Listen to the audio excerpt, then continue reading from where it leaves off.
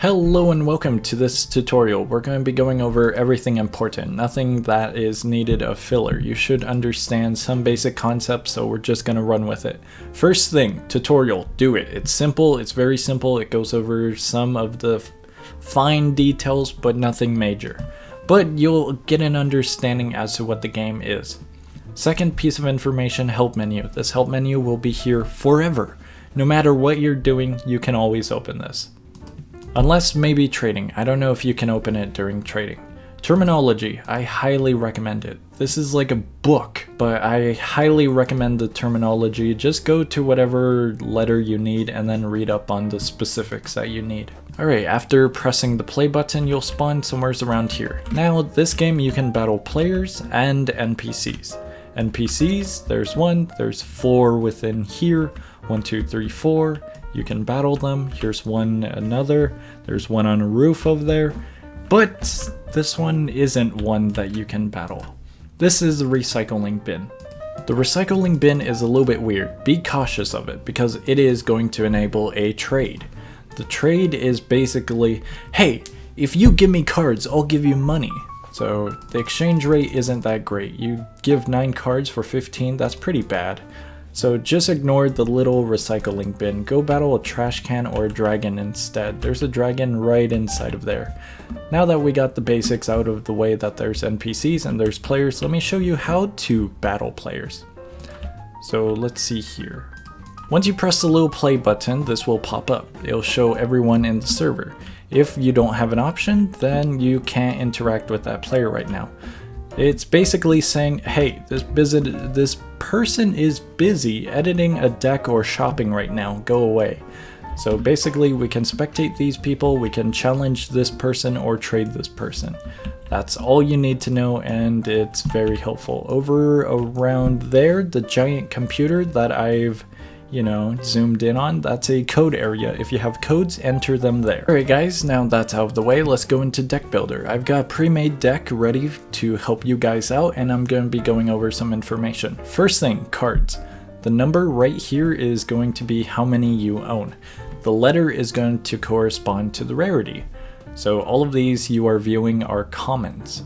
Over on this side is your deck, every single card you have in the deck. Down here is a slot. You start out with 4 of them. If you buy the Game Pass, you can expand to a few more slots. Basically, these are all the decks that you currently have. You should have some starter decks when beginning the game. There are 4 main colors, yellow, blue, green, red, and then white. White is considered non-color. Those colors will come in handy a little bit later. We'll go over that a little bit later in the video. Right now, we're going over cards. All of these are commons. Commons, you can put 4 commons in a deck. So if we actually look in my deck, I have 4 of this card. We can put 4 of him, we can put 4 of him, we can put 4 of him, so on and so on and so on. The main part that you need to know is you need 40 cards. No more, no less. Once you have 40, you can save and exit and then go and battle people. Now, if we look at the card once again, you'll see the title or the name of the card at the very top, and you'll see this border going around it. It's white on this one, so it might not give away, hey, this is important. If we hover over this card, right where I'm editing, that white line indicates what color this card is. So technically this is white. If we hover over this, it's not easy. You might think, oh, this one's green. Actually, no. This little dude is a white card. He is an alt art. We'll get into that a little bit later as well. Alright, if we actually go through here a little bit, we can see these ones are red. These ones have a red border. That's an indication that these are a red card. Once again, if we hover it over, this line right here is indicating that this is a red card. Now, I can show you an example of a card that might be questionable. Over here we have a few cards that are somewhat questionable. This one, it's all green. It's huge green border. It has an Easter egg, but it's red. It is fully red. The Easter egg and the green border, it's an event card for the Easter holiday. This one's giant neon pink. It's all pink, but it's a red card. Once you hover over it, you can see the line. This one's also pink, but it's red. Once you hover over a card, it'll basically show its true color. This one's yellow, but it's red. Hover over card, you'll learn about the card and you can read up on the card. This one's literally rust brown, but it's Halloween, I believe. And once you hover over it, you can see it's green. Alright guys, going back on track, all of these U's are uncommons. Uncommons you can have 3 in a deck. Rares, you can only have 2 of one card in a deck, so I can put 2 of these, 2 of these, 2 of these, so on, so on, so on. Epics and legendaries, only 1 of a kind onto 1. Now let's talk about alt arts. Let's go and type in this leaf. This leaf has a few alt arts. This is where it gets interesting. If we remove the cow, I have 2 slots open in my deck. I have 38 out of 40. So let's just say I want this one and this one. Well, I can't. This one's an epic. I can only put 1. Why can't I put this one in? These are alt arts. So this little dude doesn't have a symbol. But if you look over at Divine Favor, this one has a weird circle symbol on it. This symbol basically means, hey, I'm an alt art. I have a different design from the original, basically is what it's saying. It's basically a skin.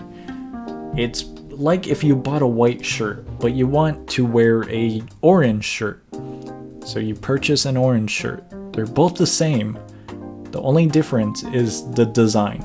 So this one's the same as that one. They have the same stats, they have the same information, it's all the same. The only difference is the image.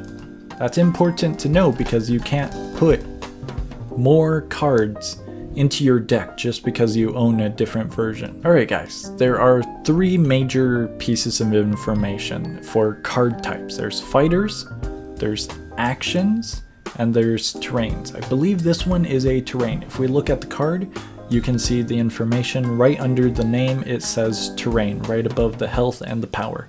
All terrains and all actions will never have a health and power unless specifics say that it can. I know there's technically a terrain archetype that allows you to make terrains into fighters, but that's a different topic. If you're curious, then go into the help menu perhaps and look up terrains. That's a different topic for a different day. But anyways, that's a fighter, this is a fighter. Every fighter will have some health and power. Well, maybe not power always, but at least some health.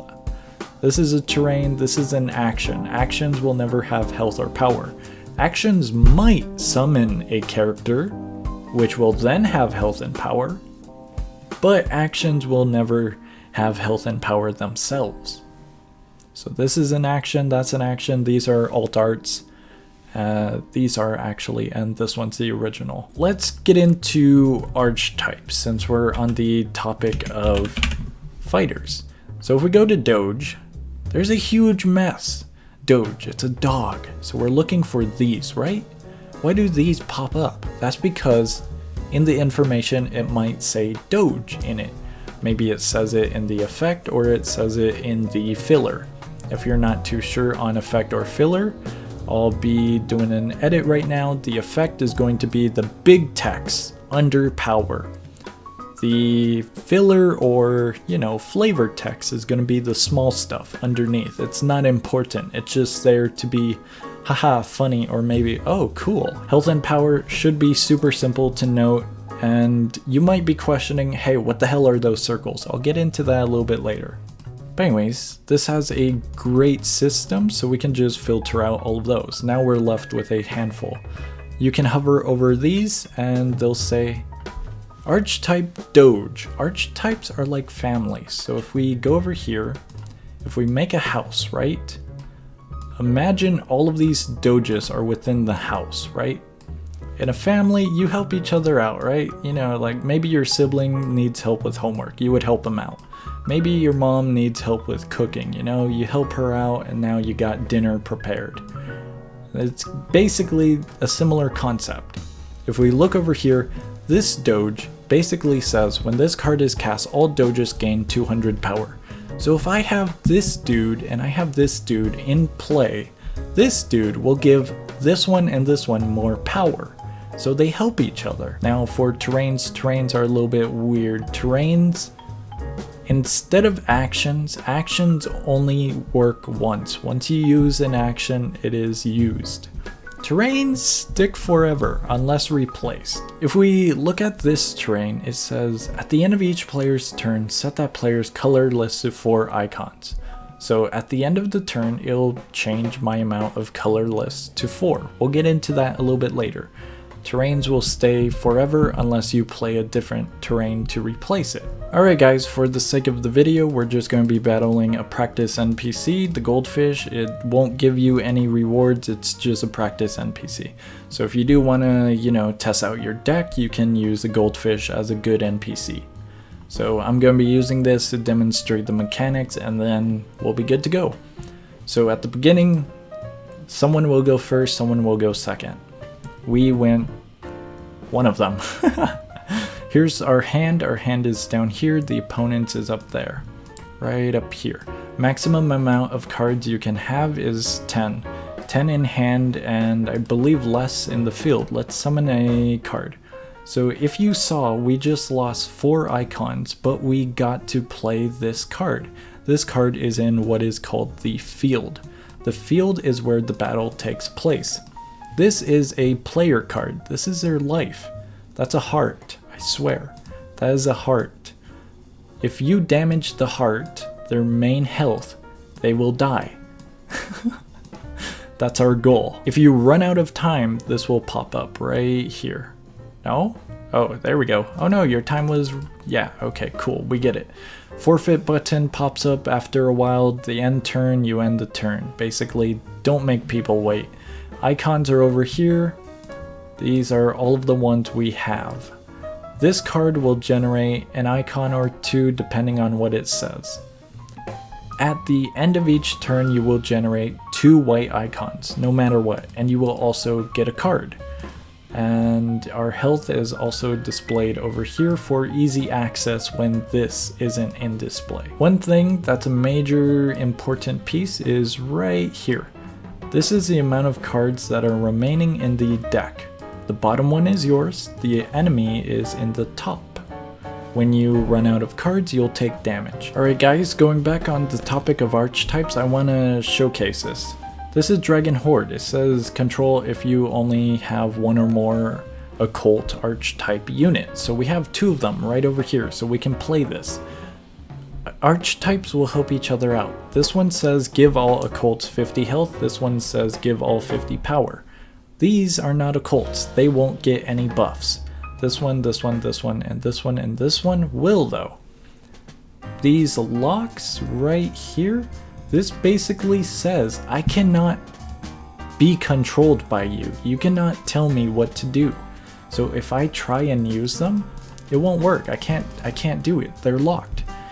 They are locked for the specific amount of turns that is displayed. So if we end the turn, then the lock will decrease by 1.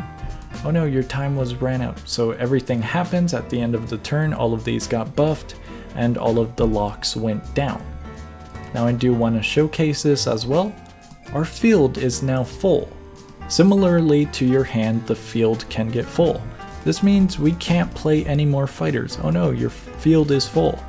Just because your field is full doesn't mean you can't do anything. We can use actions and terrains. So if we use this one, Divine Favor, this one will change all of these dudes to 300 by 300. This one over here says all fighters gain 1000 health and 250 power. That's way better, so let's use that. If we can. I think that one might have an issue currently, or all of them might. Unless I read the card. The card actually said I can't do anything until the end of the turn. Now we can use it. That was an error on my fault. Now we can use it, all of them. We still can't summon anything, but we can use whatever the hell we want, basically. So we can use this, we can use that, we're basically making this one large. Whenever a card says target, you are in control of what card you want to use an action on. Alright guys, to demonstrate terrains, I'm going to use a terrain. This one is Spooky Caverns. The terrains will replace this text up here. You can hover over it and read what it does.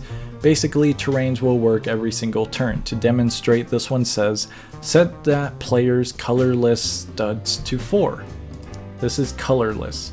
We currently have a lot. This will change to 4, and this one will also change to 4. Even though these cards may generate more icons, it'll reset it to 4.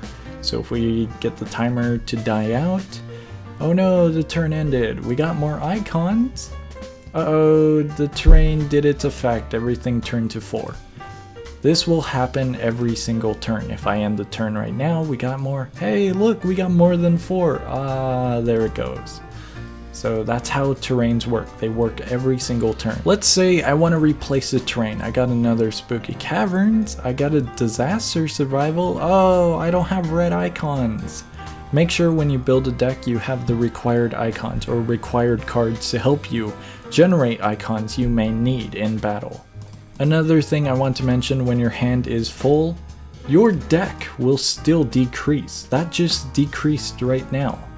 He has one less card in his total deck, but that card got destroyed. This doesn't increase if your hand is full. The card that was supposed to go into hand is now gone, out of the match. So if we do that again, the banner will display undrawable cards were destroyed right there. So that's the card being destroyed. Alright guys, the final piece of information that I want to display is fatigue. Fatigue is when you have no more cards in your deck but you continue to draw. When the time limit goes out, I have 0 cards, I will draw automatically, but since I have no cards, I take damage. My 4000 HP will deplete, and this will continue on and on and on and on. At first, it's only 100, then it's 200, and then 300, and then 400, so on and so on and so on. The fish just took 200 damage because it doesn't have any health, or cards rather. Well, it's not gonna have any health anymore as well as we fatigue it to death. It is a mechanic you can use as a deck. Everything else is pretty much just cosmetics or extra junk. If you have any questions, leave a comment down below and I will gladly help you out if you have a question. But anyways, that's gonna be it for me. Hopefully this helped. Hopefully this was short enough. I tried to do it short, simple, sweet, and very helpful. Hopefully you guys enjoyed, and I will see ya.